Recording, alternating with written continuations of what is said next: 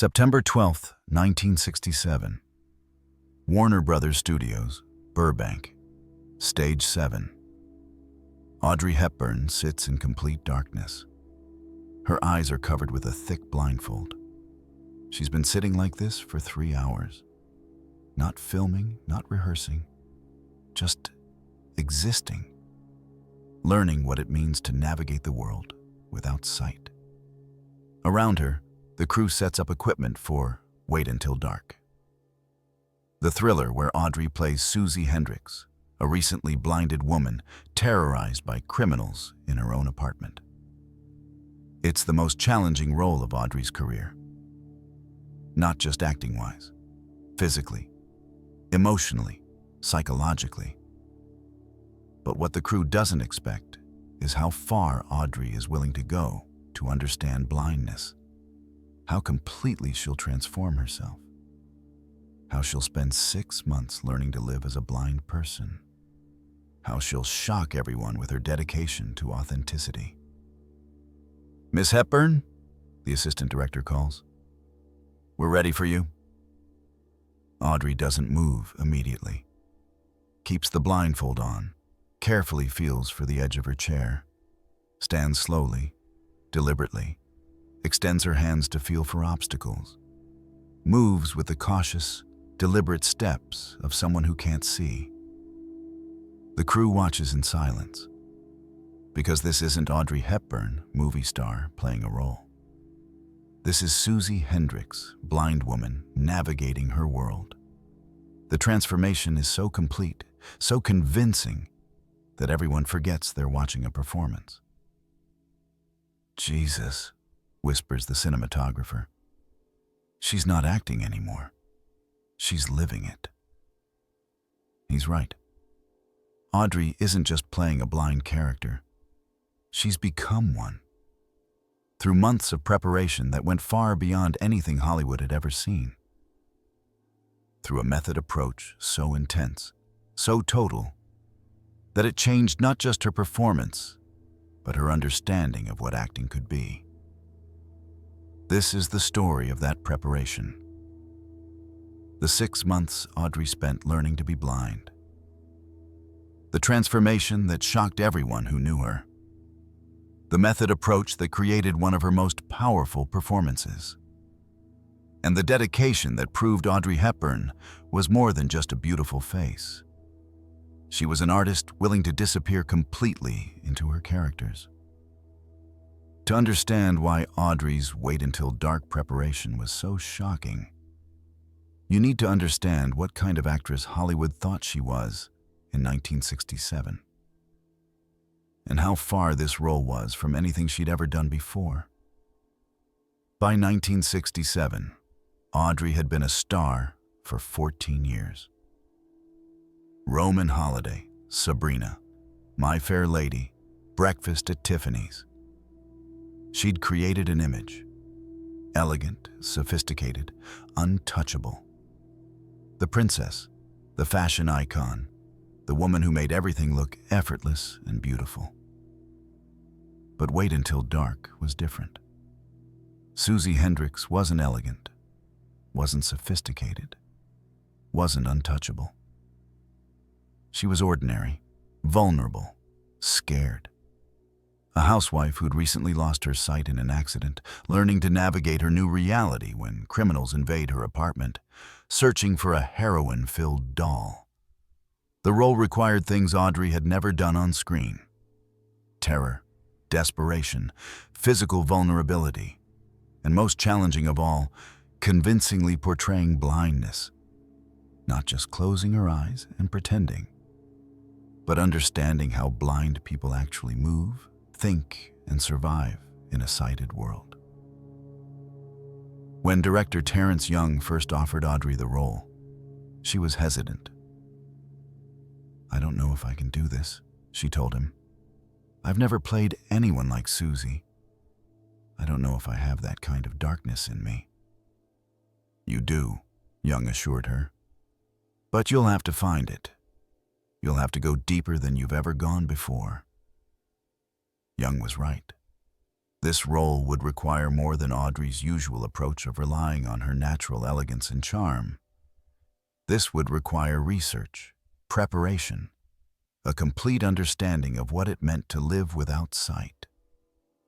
So Audrey did something unprecedented. She spent 6 months before filming Learning to be Blind. Not just studying blindness, living it, experiencing it, understanding it from the inside out. The preparation began in early 1967. Audrey contacted the American Foundation for the Blind in New York. "I want to learn," she told them. "Not just about blindness as a condition, about blindness as a way of life. I want to understand how people who can't see navigate the world." The foundation was skeptical at first. Hollywood actors occasionally asked for brief consultations, an hour or two of instruction, some basic tips about how blind people move or hold objects. But Audrey wanted more, much more. "I want to spend time with blind people," she explained. "In their homes, in their daily lives. I want to see how they cook, clean, dress themselves, navigate streets. I want to understand not just the physical aspects of blindness, but the emotional ones, the frustration, the fear, the courage it takes to function in a world designed for sighted people. These forgotten stories deserve to be told. If you think so too, subscribe and like this video. Thank you for keeping these memories alive." The foundation agreed to help. They arranged for Audrey to spend time with several blind individuals. People who'd been blind from birth. People who'd lost their sight later in life, like Susy Hendrix. People who were still adjusting. People who'd fully adapted. Audrey's first visit was to the home of Martha Richardson, a 42-year-old woman who'd lost her sight in a car accident 2 years earlier. Similar to Susy's situation. Recently blinded, still learning. "I thought she'd stay for an hour," Martha later recalled. "Maybe ask a few questions about how I do things." Instead, she spent the entire day. Watched me cook lunch, helped me organize my closet by texture and fabric weight. Asked me about the emotional aspects of losing sight. How did it feel to suddenly live in darkness? What was the hardest adjustment? What did I miss most? But Audrey didn't just observe. She participated. She asked if she could try doing things blindfolded. Martha remembered. Simple tasks at first. Making coffee, finding items in my kitchen. Then more complex things. Navigating from room to room, going up and down stairs. What impressed Martha most wasn't Audrey's natural grace. It was her willingness to be clumsy, vulnerable, frustrated. Most people, when they try to understand blindness, they want to prove they can do it easily, Martha said. They want to show how adaptable they are. Audrey was different. She let herself struggle, let herself bump into things, let herself feel the real difficulty of moving without sight. This became Audrey's approach throughout her preparation. Complete immersion, total vulnerability, absolute commitment to understanding the reality of blindness, not just the performance of it. She spent days with Dr. Robert Smith-Das, a man who was both deaf and blind. Audrey wanted to understand isolation, Dr. Smith-Das later wrote.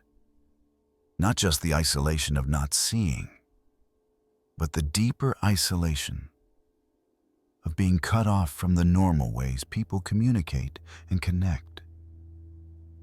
With Dr. Smith-Das, Audrey learned about spatial memory, how blind people create mental maps of their environment, how they use sound, touch, and smell to navigate, how they develop heightened senses to compensate for lost sight. She was fascinated by the idea that losing one sense could strengthen others, Dr. Smithdas recalled. She spent hours with her eyes closed, trying to identify objects by touch alone. Listening to conversations and trying to determine people's emotions just from their voices.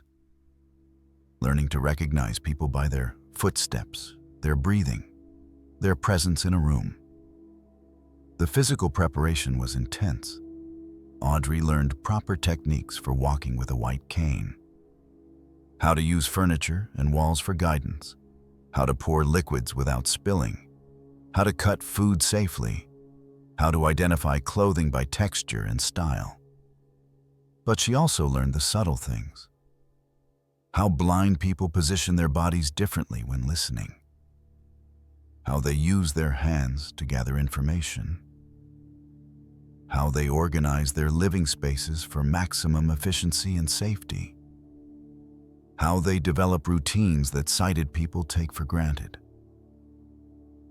Audrey understood that blindness isn't just about not seeing, said orientation and mobility instructor James Wilson, who worked with her for several weeks.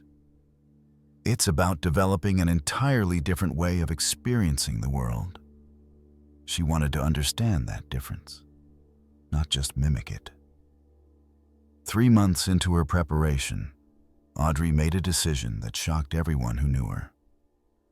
She began spending entire days blindfolded, at home, in public, while shopping, eating in restaurants, attending meetings. She'd put on dark glasses and navigate by touch and sound, recalled her friend and assistant, Giovanna. She wanted to experience the vulnerability, the dependence on others, the frustration of not being able to do simple things that sighted people never think about. These experiments weren't just physical. They were psychological. Audrey discovered how disorienting it could be to lose visual reference points, how exhausting it was to concentrate constantly on non-visual information, how isolating it felt to be excluded from visual cues that dominate social interaction. She came home from one of these experiences crying, Giovanna remembered. Not from sadness, but from understanding. She said, "I never realized how brave blind people have to be every single day, just to exist in a world that's not designed for them." This emotional understanding became crucial to Audrey's performance. She wasn't just learning the mechanics of blindness. She was understanding the courage it required, the daily strength, the resilience. By the time filming began in September 1967, Audrey had transformed. Not just her understanding of blindness, but her entire approach to acting.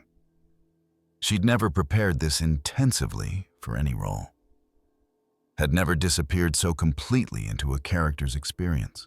If you want more untold stories like this, don't forget to subscribe and leave a like. Your support means everything to us. The first day of filming revealed the depth of her preparation. In the opening scenes, Susy is alone in her apartment, going through her daily routine. Making coffee, getting dressed, organizing her belongings. Simple activities that, for a blind person, require careful attention and develop techniques. Action, called director Terrence Young. Audrey moved through the apartment as Susy, not as Audrey Hepburn playing a blind woman, but as someone who'd actually lived without sight. Her movements were natural, practiced, confident in familiar spaces, cautious in new ones. Her hands constantly gathered information, her head tilted to catch sounds, her whole body was attuned to non-visual cues. "Cut!" Young called, then to the crew. That was remarkable. She's not performing blindness, she's living it. The crew agreed. Watching Audrey work, they forgot they were seeing a performance. Her preparation had been so thorough, her understanding so complete. that the character felt absolutely real. But the real test came in the film's most intense scenes. When criminals invade Susy's apartment. When they terrorize her. When she must use her wits and her understanding of her own space to survive.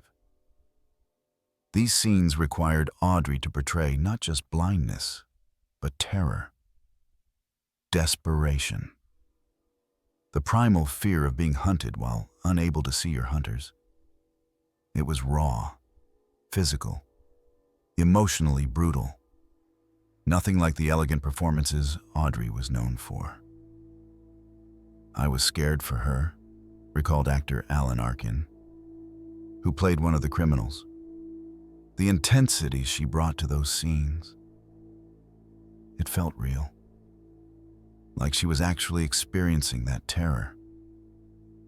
It was powerful, but also concerning. I worried she was putting herself through real trauma for the role.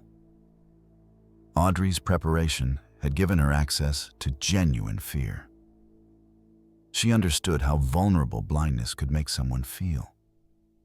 How terrifying it would be to be threatened while unable to see the source of danger. She channeled that understanding into a performance that was unlike anything she'd done before. The most challenging scene was the climax. Susy, realizing she's being hunted, breaks all the light bulbs in her apartment, plunging her attackers into the same darkness she lives in constantly, leveling the playing field, using her blindness as a weapon rather than a weakness. For this scene, the set was actually dark. The crew worked with minimal lighting. The other actors had to navigate the space without being able to see clearly. But Audrey moved with confidence because she'd spent months learning to trust non-visual information, learning to be powerful in darkness. Watching her in that scene was extraordinary, Terrence Young later said. She wasn't acting like someone who was comfortable in the dark. She was someone who was comfortable in the dark. 6 months of preparation had made her genuinely able to navigate by touch and sound. The performance was electrifying, raw, powerful, unlike anything audiences expected from Audrey Hepburn. When the scene was over, the crew erupted in applause. They'd witnessed a transformation, an actor becoming her character so completely that the boundary between performance and reality had disappeared. But the preparation took its toll. Months of experiencing blindness, even artificially, had changed Audrey. She was more aware of her visual privilege, more sensitive to accessibility issues, more understanding of the daily challenges faced by people with disabilities. "She never looked at the world the same way after Wait Until Dark," said her son Sean. "She became an advocate for accessibility, donated money to organizations for the blind, spoke about the importance of designing spaces that work for everyone, not just sighted people." The film was released in October 1967. Critics were shocked. This wasn't the Audrey Hepburn they knew. This was an actress capable of raw, powerful, intensely physical performance. The preparation showed on screen.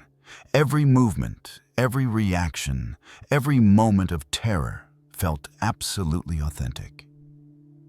"Audrey Hepburn has never been better," wrote Pauline Kael in The New Yorker. "She disappears completely into this role. You forget you're watching a movie star. You're watching a woman fighting for her life." The performance earned Audrey her 5th Oscar nomination.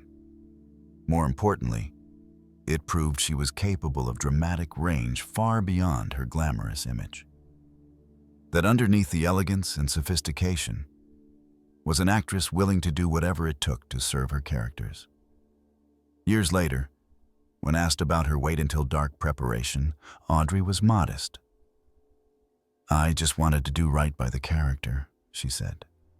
Susy Hendrix deserved to be portrayed honestly. That meant understanding what her life was really like, not just imagining it.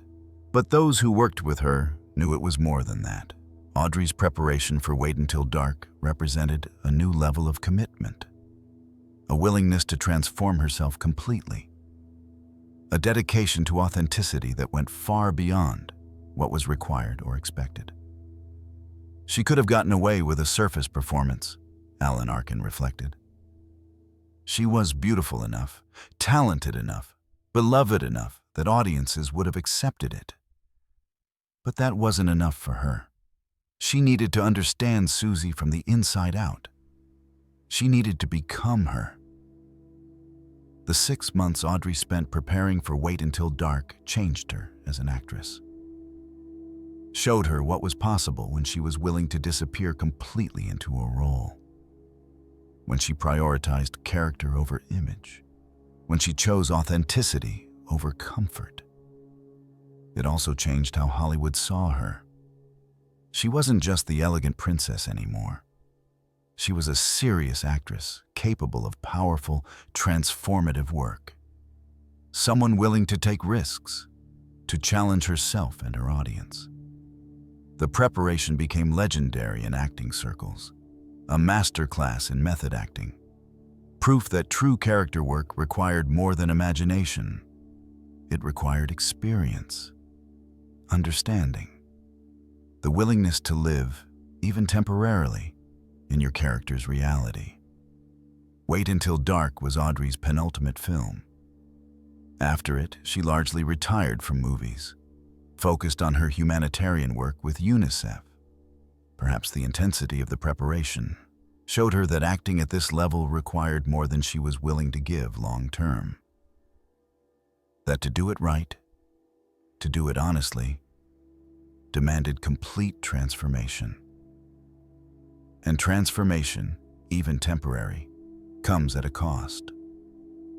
But for 6 months in 1967, Audrey Hepburn showed what was possible when an actor was willing to do whatever it took to understand their character. When preparation became more than learning lines and hitting marks.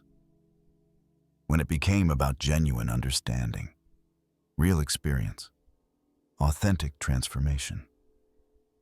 The blindfold came off when filming ended, but the understanding remained. The appreciation for what it meant to navigate the world without sight. The respect for people who developed the courage and skill to thrive despite that challenge. The knowledge that true acting required more than beauty and charm. It required truth.